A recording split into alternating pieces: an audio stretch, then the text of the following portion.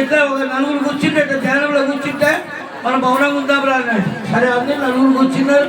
అందులో ఒక్కడు దగ్గిండాడు. దగ్గరగానే కూకున్నాడా ఎదురుకోడు.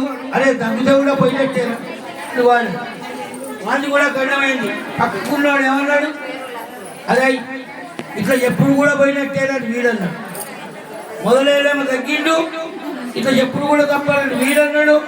వాడన్నాడు ధ్యానంలో ఉండాలని వీళ్ళు కొంచెం కూర్చున్నాడు మంచిగా. నాలుగోడు అన్నాడు నేను మాట్లాడలేదు అంటే అందరూ కూడా పోయినట్టు. అందుకే ఏమన్నారు, ధ్యానం చేసుకున్నా, అనుష్ఠానం చేసుకున్నా, పూజ చేసుకుంటే మీరు స్తోత్రాలు అవుతే అందరు ఇద్దరు ఆనందపడతారు. స్తోత్రాలు చక్కగా మరి పాటలు పద్యాలన్నీ కూడా గట్టిగా వాడుకోవచ్చు. కానీ మంత్రం మాత్రం ఎలా తీసుకోవాలి, మౌనంగా తీసుకోవాలి.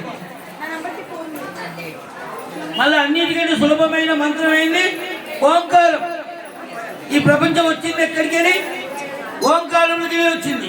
ఏమన్నారు, ఓం ఇత్యేకాక్షరం బ్రహ్మ వ్యాహరన్మ మనస్మరన్ ఏ ప్రయత్ని తదేహం సయాతి పరమాంగతి.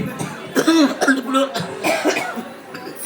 మన గుడి ముందు నిన్న మేము సాయంత్రం ఓంకారం జెండా ఎగిరేశాం.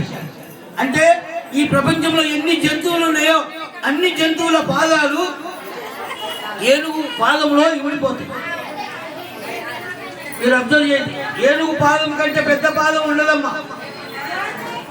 రుణపెట్టాలి ఇట పెట్టాలి అది కూడా చిన్నగానే ఉంటుంది. కానీ ఏనుగు పాదం చాలా విశాలంగా ఉంటుంది. ఆ